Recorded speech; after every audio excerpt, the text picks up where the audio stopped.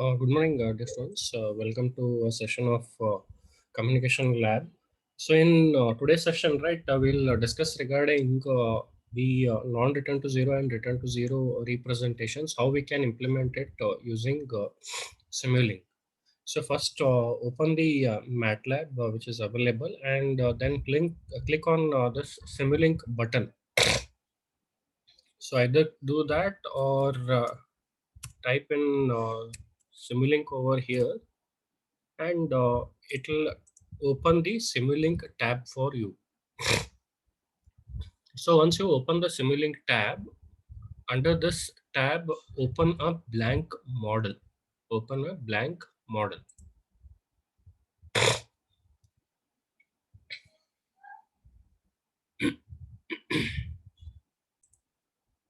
So once you do that, you'll get another window in which you can drag and drop the blocks of the Simulink and carry out the experiments what you're looking out for. So here, as we had discussed in previous session, right, the non-return to zero and return to zero formats. So we'll be looking forward to implement those in this session. So here, first we'll look out for non-return to zero representation. We'll be looking out for that part. So in which we'll be looking out for representation in terms of the polar form. So remember, we had discussed regarding this in previous class. So if you have say data in this form, say this is high, that is 1, this is 0, this is 1, and this is 0. Say let me assume that this is the digital information what you have, and you have to represent this one in terms of non-return to zero. So this is one entire bit duration what we consider. Similarly, the next bit duration, the bit duration will be same for all. So in the given bit duration, if I have to represent a non-return to zero for the given data, then how do I go ahead?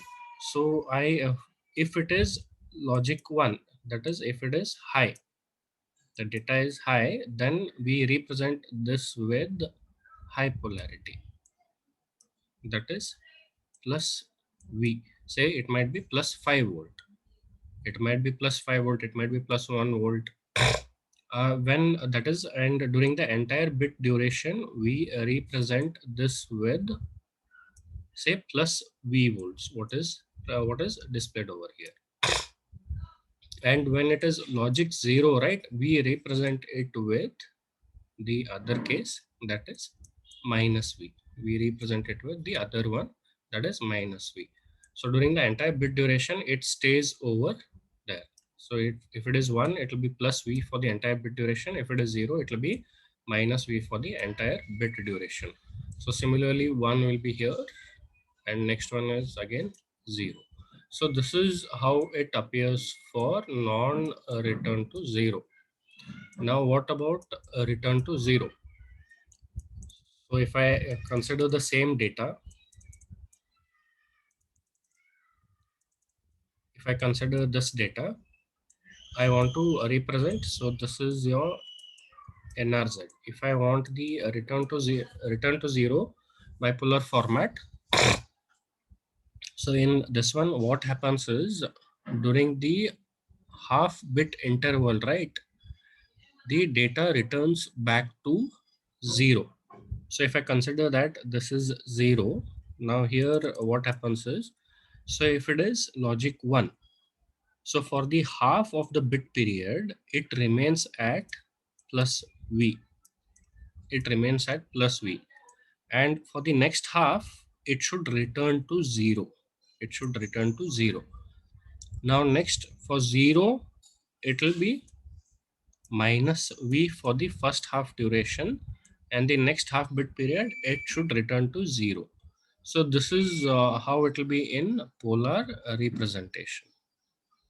Okay, this is how it will be represented in polar form, that is bipolar form. So here, in order to achieve that, we have to make use of few of the blocks which are available in Simulink. So how do I go ahead? I can search the blocks in the library, drag and drop it, or add it to this blank model what you have created. Or if you know the names, you can type in the names over here. So first one, what we can do is, if I want to search some blocks, right? If I know the number, say for, if I know the name, say for example, say a random number, I don't know where it falls, but I know the name of that block. Say I know only that block starts with some name random. So if I just search over here and press enter, if I search over here and press enter, what happens is all the associated blocks with related to random numbers will be opening here. So if I don't know anything, right, I can just search it provided I know the name of that. So here the first one which I have to search is, I have to search for Bernoulli binary generator. I have to search for Bernoulli binary generator. If you have to go in detail of the block, right, you can just check in its property. Hmm? So you can just check its property that is help regarding this block, or you can just check out what all things are there. So it generates random Bernoulli distributed binary numbers, so which is zeros and ones. So I require a Bernoulli binary generator. So I have to add this block. So it is untitled. If you save it, right, I'll save this block. So what I'll do is,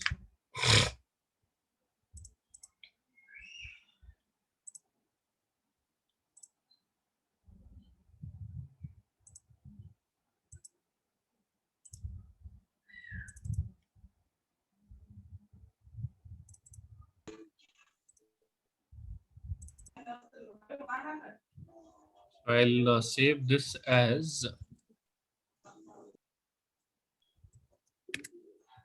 NRZ underscore experiment. Okay, so it has changed. So I have to add this block to NRZ underscore experiment. So first you add the Bernoulli binary generator. So what happens is you will get a Bernoulli binary generator over here. Now next I require a constant block, a block which is named as constant. If you have to identify under which block this falls, you can see that under communication systems toolbox 1, this Bernoulli binary generator is available. So it is sometimes difficult to identify where it is. So it is better, you can, if you remember the name, you can search it over here. So here I have a constant. So this one, Simulink commonly used blocks. Under that you have this constant. So I'll be using this constant block. I'll be adding this one. So I require two blocks of this. So I'll let you know why we require that. Okay, now it is added.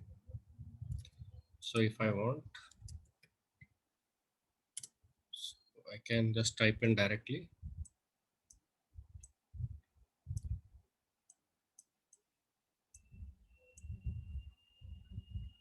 Okay.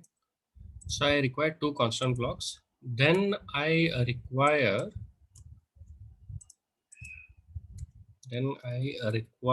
something called as switch.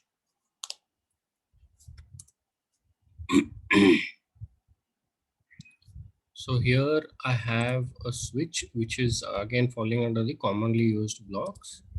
So I add this switch to this one. So switch is also added.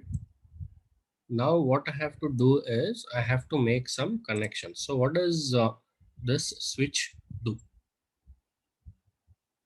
So if I double click, it basically checks for some threshold value. So in this threshold value is 0. if the threshold value is greater than 0, then the first block is considered. Whatever input is given to this point will be considered. And if it is false, right, if this threshold value, if you're checking, if this value, whatever you're giving, if it is uh, failing this condition, then whatever input is available at this point will be considered. So here what we do is we make the connection. So from Bernoulli, I give it to the switch. So whatever output of Bernoulli system is there, I have to check its output. Then this result and this result. So that is what I have to make connections. Now there are some changes what we have to look out for. So as per the discussion, right, we are performing what? Non-return to 0. So when it is logic 1, right, it should be at plus V, and when it is at logic 0, it should be at minus V. So it might be 1 volt, plus 1 volt and minus 1 volt, plus 2 volt and minus 2 volt. So here you can see that when you double click this, what should be the constant value? Say if I specify it to be 2. So I'll specify OK. So this is when it is logic 1, this data should be coming over here. When it is logic 0, what I should be getting? I should be getting opposite of the other one, that is minus 2. So I'll double click this, change its value and apply and OK. So this is the block which I am utilizing. Now what I want to see this result. So what we do is we put it through scope. We put it through scope. So now I establish the connection between these two. So on this one, I will be getting the overall result of the output of this entire structure. So now here, say I want to check out what is this input also. I want to check out this input. So what I do is I will add say another port to this. I'll add another port to this. So what I'll do is I'll take this and connect it at this point. Okay. So I have got this entire thing now. So Bernoulli binary generator, constant 1, and the other constant, then the switch, and the output of switch is given to scope. So now you have to run this.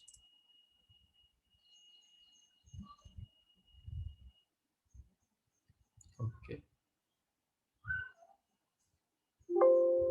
So now we'll cross check what result we are getting. So now here you can see that it is overlapped. So one thing we have missed out. So that is the layout. So what we'll do is we'll click on this configuration button, then check out for the layout. I require two screens. I'll click this one and say OK. So what is happening? I am getting this information. So here, if you want, you can put the legends.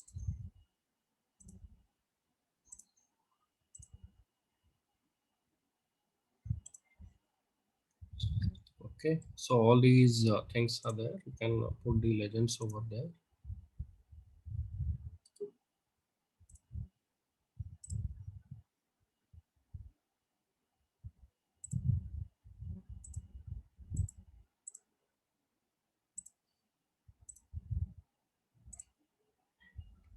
So if you want, you can rename the block. So what is the output of this one? It is non-return to 0 bipolar form. So non-return to 0 bipolar form. So when I change the name, so let us see what will be displayed on the scope. So here you can see that Bernoulli binary generator has given you this information, and this is the non-return to 0 result.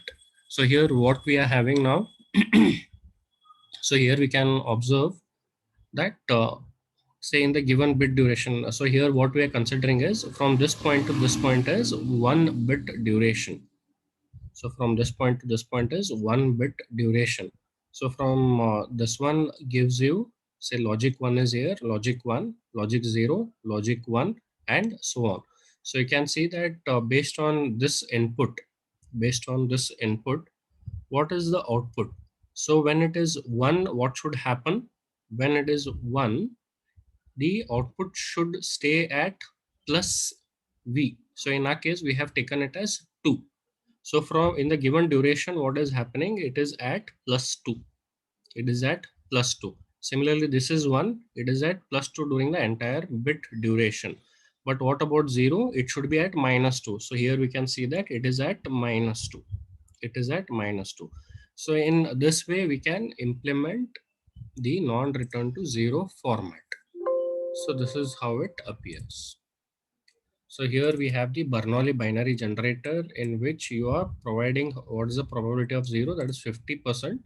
So you are telling that 50% of the time, if there are 10 bits, 5 bits should be 0, 5 bits should be 1. That is what you are specifying over here. So you are specifying a constant. If you want, you can have 5 applied over here and minus 5 over here.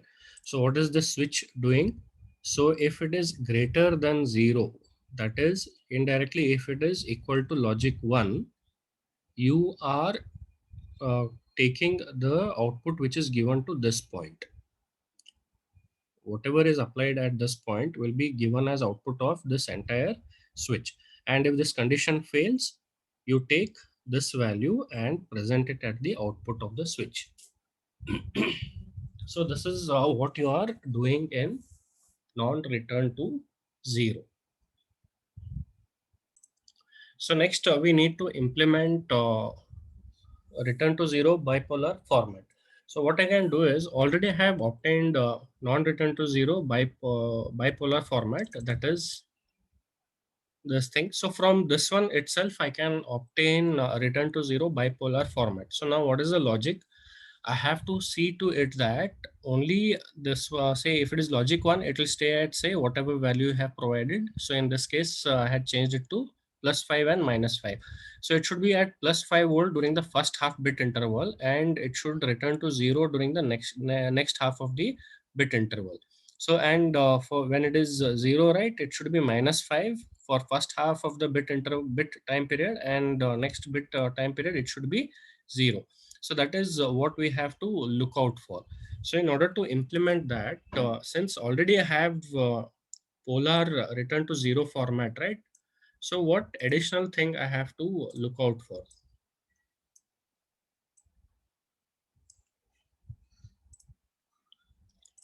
So here what I can do is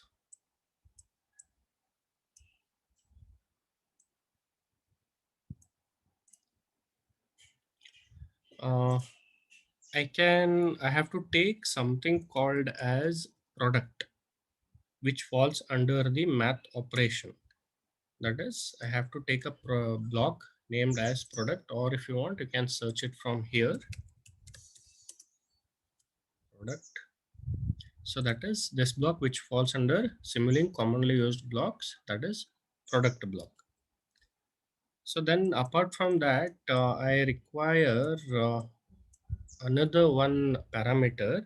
So what we'll be doing is we'll be taking this non-return to 0 value. So non-return to 0 I have already got. So now during the half bit interval, I should get it back to 0.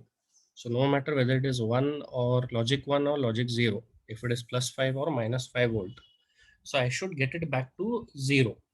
So what I do is I multiply the non-return to 0 value with say a pulse generator,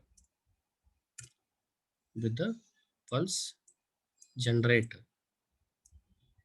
So if you want, again you search it from here. So here you have the pulse generator, which is under sources. Pulse generator is under sources. In Simulink under sources, you have the pulse generator. So now output of this one, I'll connect it to the scope. We'll connect it to scope. So now what I have here is the input where the binary number is generated, and then here you have the non-return to zero output. And this product, what I want is this product is will be giving me the result of return to zero bipolar form. So this product should result in that. Now, let me see what is the property of the pulse generator. So when I double click it, so what is it gives some output pulses. So what are the pulses which will be provided? So here you can see that there are some parameters which are there. Pulse type is time based, then time is t, use simulation time. Amplitude, you are taking it as 1. What is the period of the pulse? It is 10 seconds. Period of the pulse, it is 10 seconds. What is the pulse width in percentage? It is 5%. So what does this 5% indicate?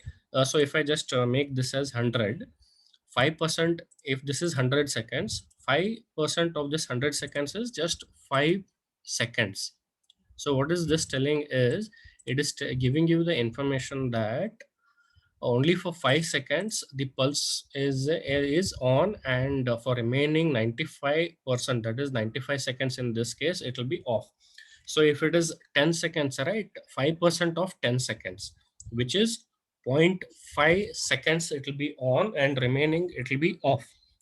So let us see whether this is sufficient for us, or whether any changes have to be made. So here on the screen, right, on this one, you can see that from this point to this point is one time unit. From this point to this point is another time unit. So that is what they have specified. So now what I'll do is I'll run this. I'll run this. So there is something happening over here. There's something happening.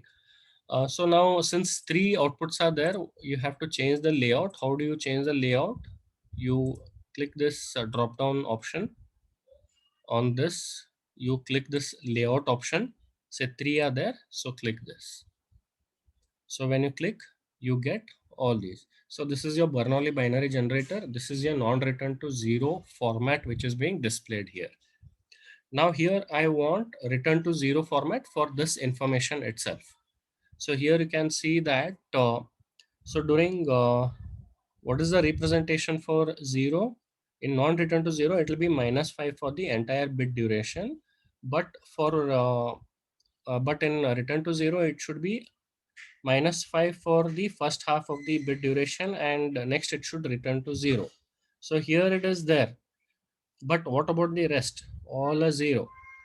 So what is happening from here to here? If you just consider, what is this? This is 10 seconds. Out of 10 seconds, what you had specified,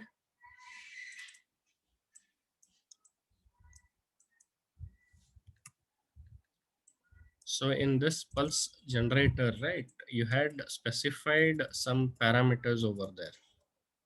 So here you can see that what you had done, you had specified that the period of the pulse is 10 seconds. So from this point to this point is one period. So after this, again, it repeats. Suppose if I just change the simulation time to 20, if I change this to 20,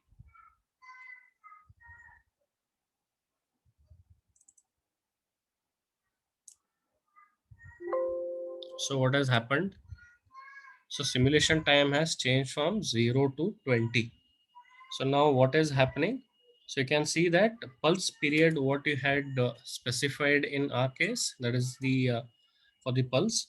So you had specified that the period is 10 seconds, and in that only 5% time it should be on. So what is this indicating? It is indicating that from 0 to 10 seconds is one time period for the pulse, and after this it can repeat. So that is what is happening. From this 10 to 20, it is repeating. But repeating in what way? Again, only 5% of this time it will be on. So it will be on for only 5% of the time, and remaining it will be off. So this is what is happening in this case. So now how should I go ahead with this condition? So what I'll do is I'll again set this to 10 so it will be easy to visualize. Okay.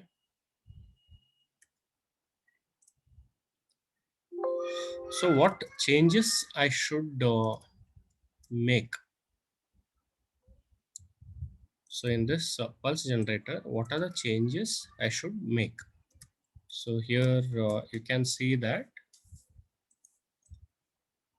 So for this one, what happens is this is one time period, but for pulse, it is one entire period from 0 to 10 seconds.